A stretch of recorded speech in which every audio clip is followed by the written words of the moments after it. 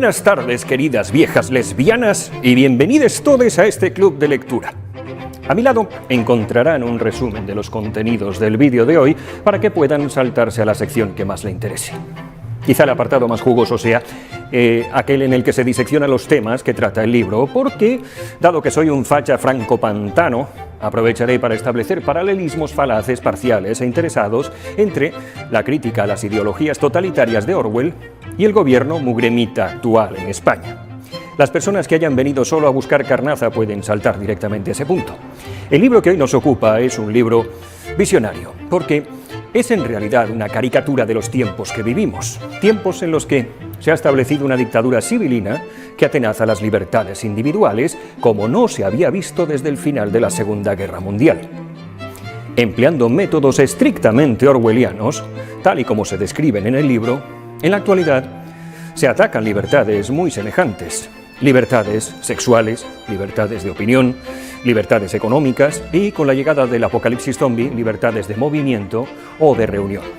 Todos estos temas son desarrollados en 1984, un libro que, como Orwell se encargó de recordar siempre, podría convertirse perfectamente en realidad. Porque, como decía Edmund Burke, para que triunfe el mal, basta con que los hombres de bien no hagan nada. En 1984 el mundo se divide en tres superestados: Oceanía, Eurasia y el Este. Estos superestados se han estancado en una guerra permanente. La cosa está tan equilibrada que ninguno de ellos va a conseguir la victoria. Pero el verdadero motivo de la guerra es mantener sus economías productivas sin aumentar la riqueza de sus ciudadanos que viven, con la excepción de unos pocos privilegiados, en un estado permanente de miedo y pobreza. Oceanía, formada por naciones de habla inglesa, está gobernada por un grupo conocido simplemente como el Partido, una oligarquía ideológicamente muy similar a los regímenes de poder de los otros dos superestados, aunque cada uno afirma que su sistema es superior a los demás. En Oceanía, el lugar que nos ocupa, un 2% de la población son la élite mundial, o empleando terminología de la ponzoña de Twitter, son la casta. Un 13% son el poder ejecutivo y el 85% restante es la prole, ignorados por el sistema por su incapacidad intelectual para llevar a cabo una revuelta organizada. Para mantener su poder, el partido mantiene a sus ciudadanos bajo vigilancia constante, monitoreando incluso sus pensamientos y arrestando y vaporizando a los individuos si muestran signos de descontento o inconformidad. La figura visible del partido es el Gran Hermano, un rostro bigotudo, presente en carteles, monedas, proyecciones públicas y que da cara humana al aparato del Estado, que todo buen ciudadano debe amar y al que toda persona que se precie debe ofrecer lealtad. Para mantener el patriotismo se organizan mítines de odio y ejecuciones públicas. Winston Smith, un miembro del partido exterior tranquilo y frágil que vive solo en un piso de una sola habitación, es un escritor con moderado talento. Su trabajo consiste en cambiar artículos de prensa para presentar al régimen como infalible y justo. A diario recibe órdenes para alterar las noticias del pasado con el fin de cumplir la ideología del partido. Sin embargo, Winston no se siente demasiado cómodo realizando esa actividad. La encuentra moralmente reprochable y empieza a escribir un diario secreto, algo que está totalmente prohibido. Dado que cada habitación del mundo en el que vive está equipada con una telepantalla que puede transmitir y recibir sonidos e imágenes al partido, Winston debe tener mucho cuidado de disfrazar sus actividades. Winston también escribe para mantenerse cuerdo porque el partido controla la realidad hasta el punto de requerir que sus sujetos nieguen la evidencia de sus propios sentidos, una práctica conocida como doble pensamiento, y Winston no conoce a nadie más que comparta sus sentimientos de odio e indignación. Un día en el trabajo, una chica de cabello oscuro le desliza una nota que dice: «Te amo». Esto inmediatamente aterra a Winston porque en Oceanía las relaciones individuales están prohibidas y el deseo sexual está castigado por el partido. Sin embargo, Winston encuentra el coraje para hablar con la chica, que se llama Julia, y así comienzan un romance ilícito, con encuentros furtivos en una habitación clandestina sin telepantalla. Sin embargo, los amantes son traicionados y descubiertos y torturados sometiéndose a una operación de lavado de cerebro. Ambos se traicionan mutuamente y en el proceso pierden el respeto por sí mismos, la individualidad y el deseo sexual. Son finalmente liberados por separado para vivir sus vidas rotas, como leales miembros del partido. En la escena final, Winston, cuyas experiencias lo han convertido en un alcohólico, mira con adoración un retrato del gran hermano, a quien por fin ha aprendido a amar sin límites. Eric Blair nació a comienzos del siglo XX en India y allí pasó su juventud. Gracias a sus excelentes notas, recibió una beca que le permitió asistir a la prestigiosa Universidad de Eton. Allí, su profesor de francés sería, ni más ni menos que, Aldous Huxley, el autor de Un mundo feliz. Sin embargo, la situación económica de la familia empeoró y se vio obligado a dejar sus estudios. Cuando tenía algo menos de 20 años, sirvió en la Policía Imperial de Birmania. En 1936 viajó a España para luchar en el bando rojo de la Guerra Civil Española. En Barcelona asistió a la persecución de los trotskistas del POUM por parte de los comunistas postsoviéticos, lo que más tarde daría lugar a su libro Homenaje a Cataluña. Combatió en el frente de Aragón, donde fue herido de gravedad por un francotirador en la garganta y desde entonces prácticamente perdió la voz. Su paso por España fue decisivo. Quería comunismo y recibió 2 tazas. En España se dio cuenta de lo que es el comunismo real y volvió escaldado. Este cambio de actitud sentó muy mal a sus amigos comunistas de Reino Unido, que eran seguramente unos activistas de teclado sin conocimiento de la vida real y que de inmediato le dieron la espalda. La verdad es que en esto no hemos cambiado mucho. Porque imagínate que tienes una chupipandi de esas del círculo de Podemos, de esos adictos al iPhone y al café de Starbucks, y que tú decides pasar un verano de cooperante en Cuba y cuando ves lo que es el comunismo de verdad, regresas a España y te haces de Ciudadanos. La que te puede caer de tus amigos, los comunistas caviar, puede ser de órdago, de facha Franco Pantano para abajo, cualquier cosa. Eso si no te hacen un scratch en Twitter. Bueno, estoy divagando.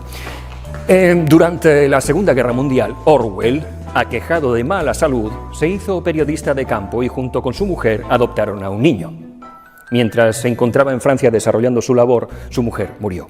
Desesperado y solo, en compañía de su hijo y sin casa, que había sido destruida por los bombardeos nazis de Londres, Orwell se asentó en una granja aislada en una isla de Escocia. Sufría frecuentes hemorragias a causa de la tuberculosis y le angustiaba la idea de dejar a su hijo sin padres, convirtiéndose en un huérfano más de la guerra, así que pidió a varias amigas que contrajeran matrimonio con él. En esas circunstancias tan tristes y casi desesperadas, escribió su libro más importante, 1984.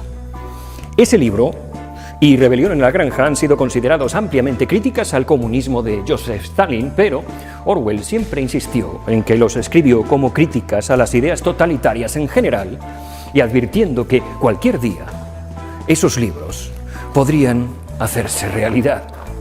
Por cierto, la Sala 101 en la que las víctimas eran torturadas en 1984, enfrentándolas a sus peores pesadillas, fue inspirada en una habitación real de la BBC, donde Orwell había trabajado como propagandista. A lo largo de su vida, Orwell hizo todo lo que pudo, desde escribir editoriales a compilar listas de nombres que conocía que eran espías soviéticos, para combatir la ceguera deliberada de muchos intelectuales de Occidente a las atrocidades de la Rusia comunista. 1984 fue escrita entre 1947 y 1948, y su esquema data de 1943, es decir, las brasas de la Segunda Guerra Mundial todavía estaban muy calientes y es muy probable que en las páginas del libro se encuentren muchas referencias por ese motivo al experimento sociológico de propaganda y de lavado de cerebro multitudinario que se produjo durante la llegada de Hitler al poder y su posterior deriva totalitaria y enloquecida. De hecho, el periodo entre guerras y de la guerra en sí supuso un monumental experimento social que sentó las bases de la manipulación de masas, porque la mayoría de las naciones asistieron en mayor o menor medida a un lavado de cerebro en masa. En Alemania no hay mucho que decir, en Italia no hay mucho que decir, en España no hay mucho que decir, en Rusia no hay más que hablar. Este contexto de auge de los autoritarismos de cualquier pelaje y condición es el que ayuda a entender por qué y cómo surge 1984. 1984 ha influido grandemente en la literatura y cine posteriores, y en gran medida todo el género de novela o película apocalíptica o distópica le debe algo a esta novela. Sin embargo, podemos remontarnos al siglo XVI para detectar libros que a su vez influyeron en Orwell. En 1516, Sir Thomas More publicó un libro llamado Utopía. Su título significaba en griego buen lugar o ningún lugar. Y en el libro se describía una sociedad ideal para criticar la propia sociedad. Utopía no fue el primer libro en imaginar una sociedad perfecta. La República de Platón, por ejemplo, hace lo mismo.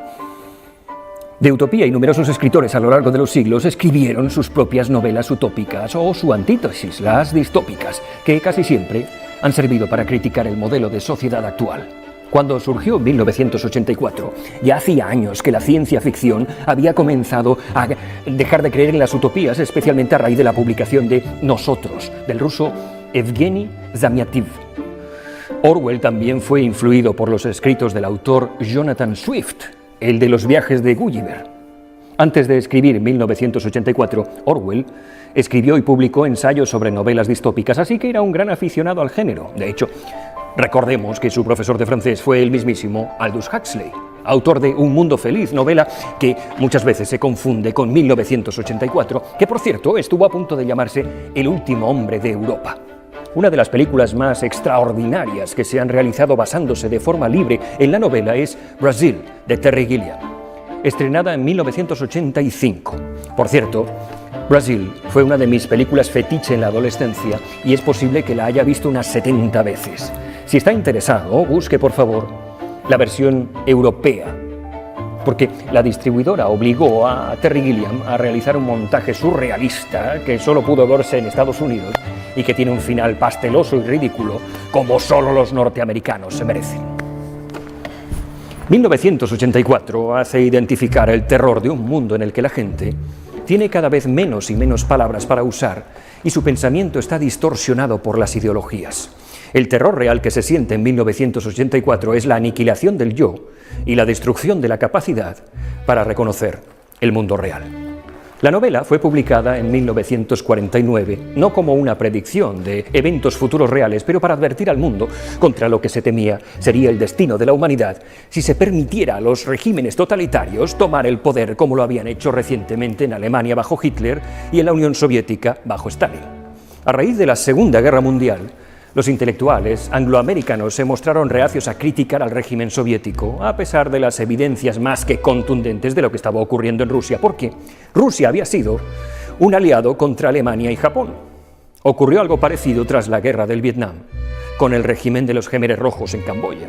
La intelectualidad estadounidense, el rojerío y la mugre cerraron los ojos ante la masacre que estaba ocurriendo en Camboya, porque para ellos los comunistas eran gente muy digna que no hacía más que defenderse del imperialismo yanqui. Orwell, sin embargo, había sido testigo de primera mano de la brutalidad de los comunistas respaldados por los soviéticos. Tras todo lo que vio en la Guerra Civil Española, regresó de la guerra como un crítico abierto del comunismo, algo que es totalmente razonable. A este proceso se llama simplemente madurar. Los regímenes totalitarios y el comunismo en concreto tienen un no sé qué sé yo, que los lleva a edificar barreras para que los ciudadanos de a pie no puedan largarse en cuanto encuentren un resquicio. Cuba, si no fuera una isla medianamente inexpugnable, ya no tendría cubanos.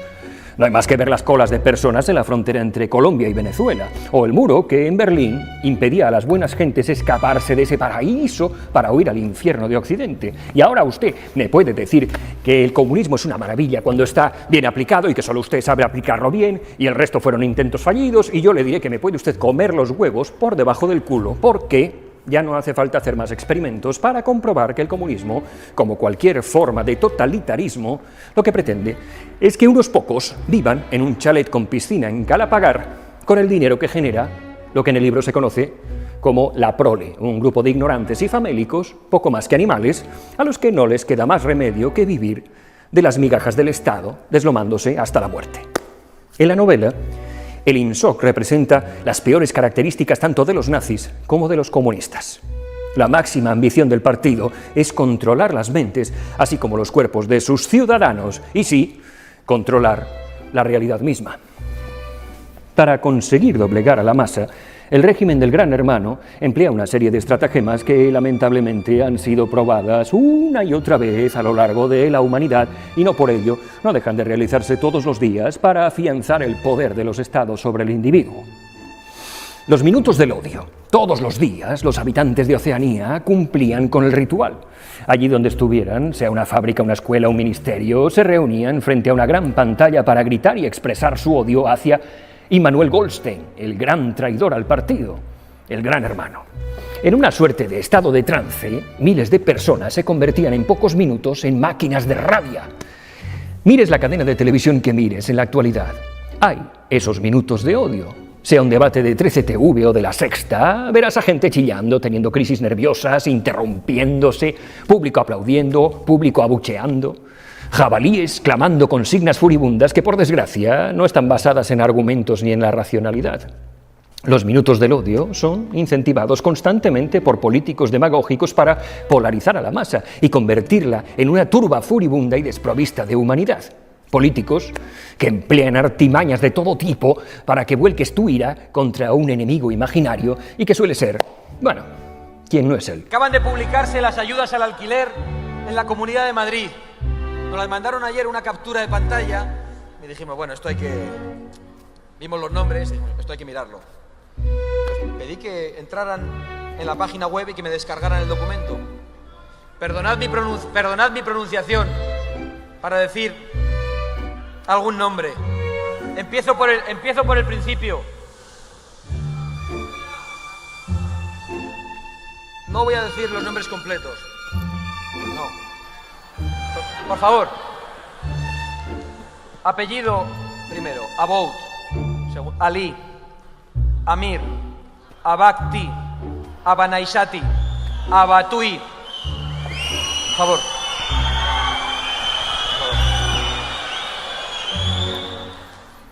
Eso, por no hablar de los minutos de odio que se convocan espontáneamente o no en las redes sociales cada vez que alguien se sale un poco de la norma establecida. No es ni una, ni dos, ni mil, son millares de personas que han visto cómo sus carreras, su vida familiar o su imagen pública se han visto arrastradas por el fango, por el poder de un tuit viral. Y el consiguiente escrache. Antes de que el mundo se volviera un sumidero de mierda definitivamente por culpa de las redes sociales, las personas podían fallar, podían tener opinión propia e incluso expresarla abiertamente. Podían osar militar en un determinado partido, podían hacer bromas de mal gusto, practicar pecadillos sexuales o simplemente tener un mal día y dar una mala contestación a alguien sin mayores consecuencias. Hoy, hacerlo te expone a situarte en el centro de la vorágine y a que miles y miles de desconocidos se rían de ti, expongan tus flaquezas a quien te da empleo, asedien a tu círculo familiar o empleen tu cara para hacer memes infectos que te ridiculicen. De ese modo, los 3 minutos del odio no tienen ni que hacerse en público. Desde la comodidad de tu sillón puedes dedicarte a odiar sin límite de tiempo. Basta con que Echenique te señale con un tuit para hacer de tu vida un calvario. Las telepantallas. En todas las habitaciones de Oceanía había una telepantalla encargada de registrar las actividades de los ciudadanos sin que estos supieran exactamente qué había al otro lado. Las telepantallas servían para vigilar constantemente los movimientos de las personas, para saber si practicaban sexo, o leían libros, o empleaban palabras prohibidas. No hace falta ser muy listo para darse cuenta de que las telepantallas forman una parte ineludible de nuestro día a día, con la salvedad de que somos tan subnormales que las llevamos encima voluntariamente, yo el primero. Cualquier persona que haya vivido en sus carnes un régimen totalitario se llevaría las manos a la cabeza si supiera que las personas de los países libres, bueno, presuntamente libres, no tienen ningún problema en portar en sus bolsillos todo el día un artefacto con 2 cámaras, un micrófono que registra al centímetro dónde has estado a lo largo del día, con quién, a qué temperatura, qué vídeos has visto, qué has comprado en el supermercado y a qué hora te vas a la cama. Y resulta que se prepara una ley que permita al gobierno controlar estos artefactos cuando él estime oportuno que debe controlarlos. Y aquí no pasa nada. Basta un apocalipsis zombie para que las reglas del juego se disuelvan. Es que es por vuestro bien. Vamos a controlar los móviles solo un poquito. Solo la puntita, así. La neolengua. Con el objetivo de minimizar la inteligencia de la prole, el gobierno de Gran Hermano reduce el número de palabras para así domar el pensamiento de los miembros del partido y hacer inviables otras formas de pensamiento contrarias a los principios del INSOC.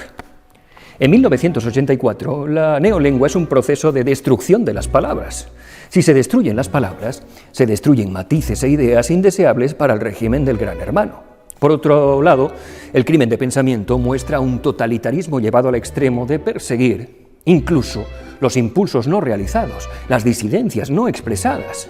Por ejemplo, para evitar que la población desee o piense en libertad, se eliminan los significados no deseados de la palabra, de forma que el propio concepto de libertad política o intelectual deje de existir en las mentes de los hablantes. Esto es muy interesante porque si a un niño desde muy pequeño no le enseñas la palabra libertad y no le explicas todas las variantes que acompañan este concepto, el niño jamás se cuestionará si es libre. He dedicado ya un vídeo a la neolengua, por lo que me parece innecesario ahondar más en este tema. Pero señalaré que la manipulación política en la actualidad tiene una incidencia estratégica muy importante, la neolengua, en el uso manipulado de la lengua para el control de las masas.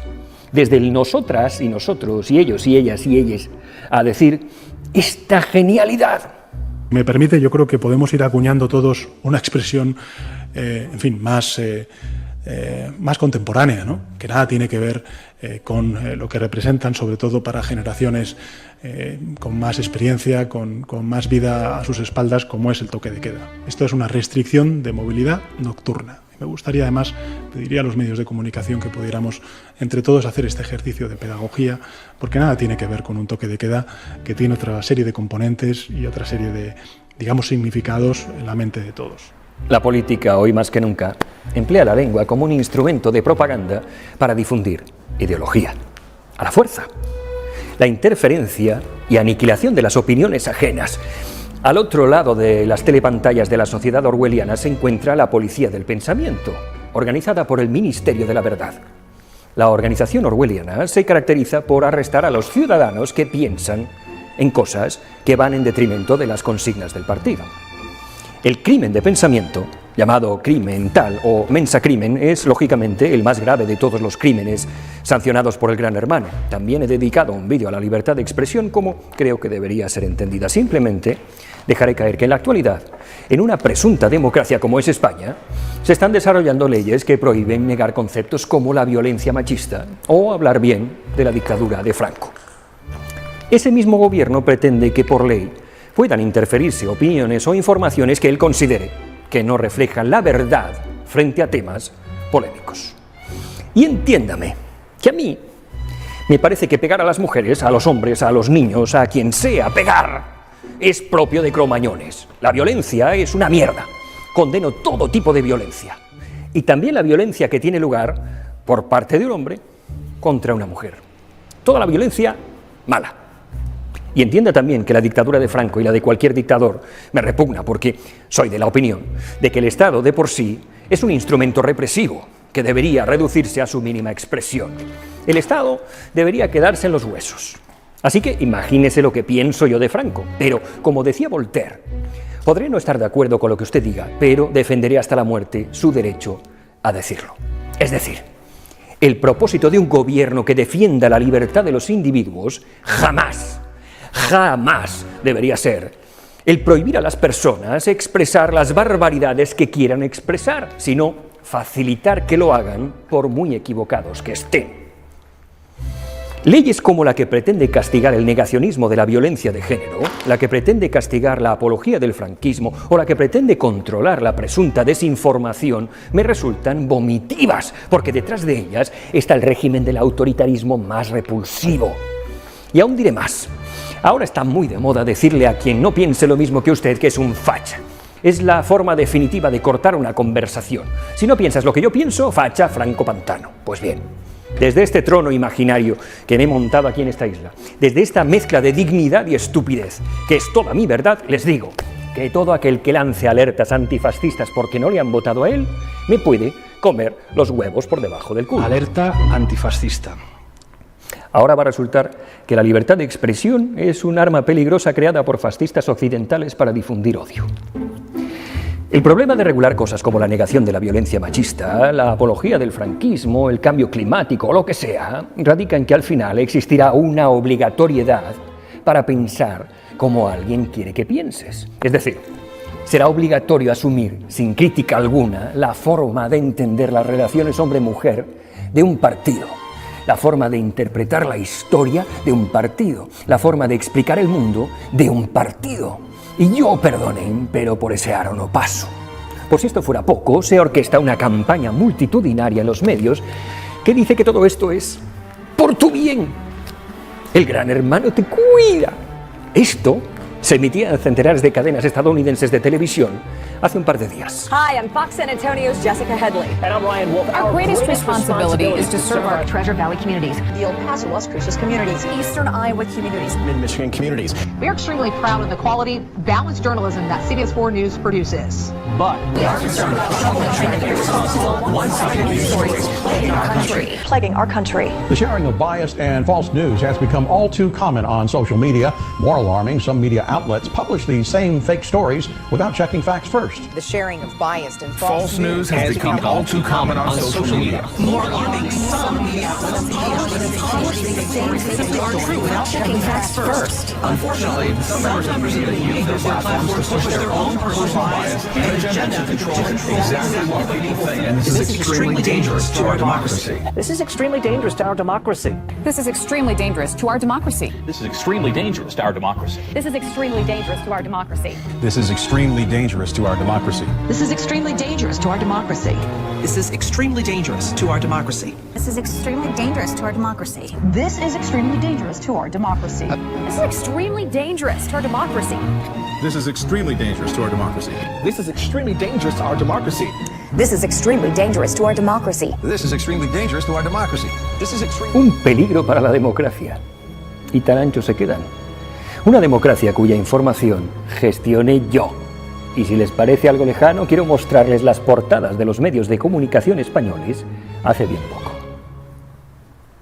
Doble pensar. El eslogan principal del Gran Hermano dice así: guerra es paz, libertad es esclavitud, ignorancia es fuerza.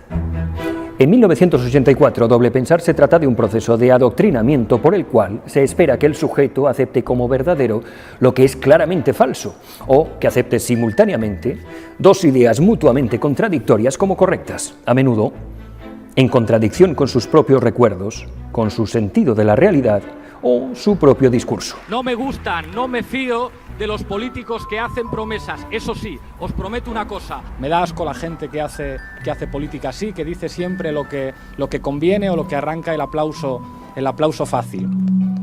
Y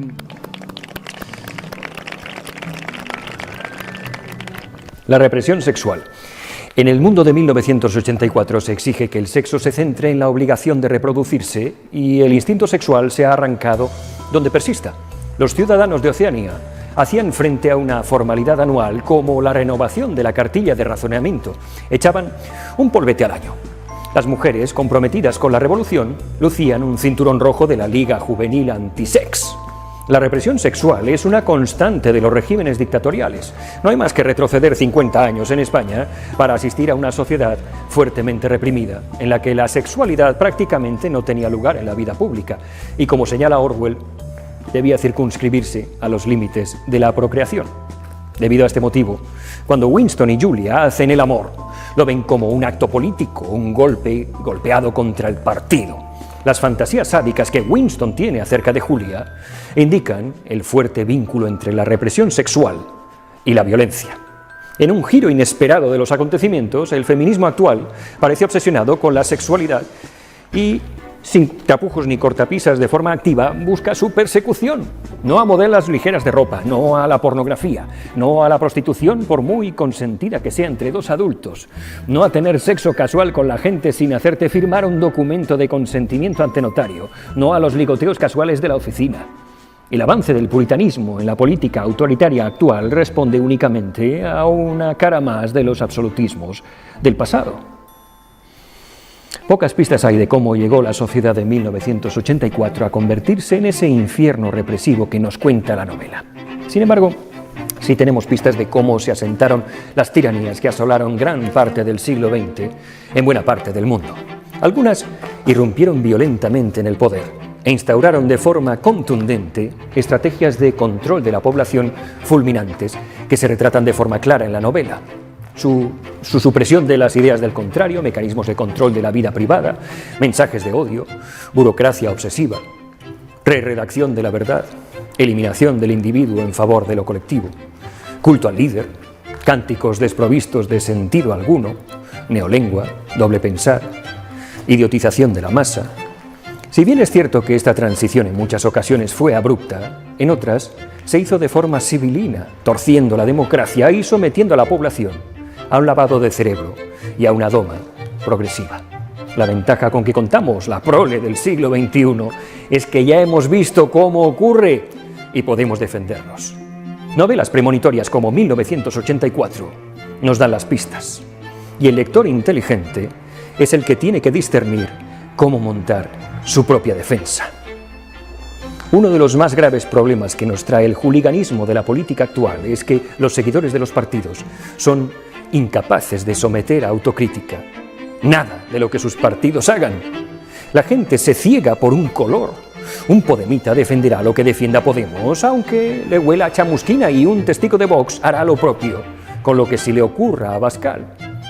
Y por poner un ejemplo, un seguidor del PSOE defenderá a pies juntillas una ley que reprima aquello que el gobierno considere que no es verdad, aduciendo que se trata de un mecanismo para impedir la desinformación de la gente y que en el fondo esa medida es buena. A lo que yo respondo que no me fío. No me fío un pelo de nada de lo que plantee ningún gobierno, por bueno que parezca, sobre todo si ello pretende coartar, modelar o pulir las libertades individuales, en especial la libertad de expresión o la libertad de prensa. Sea usted gris en sus argumentos, cuestione todo lo que le digan, critique abiertamente todo aquello que planteen también los de su bando, sobre todo lo que planteen los de su bando. Y si ve a alguien polarizado en su entorno, en lugar de golpear la cabeza contra el cristal como una mosca estúpida, simplemente regálele 1984. La próxima semana analizamos Las uvas de la ira, de John Steinbeck. Muchas gracias por su atención.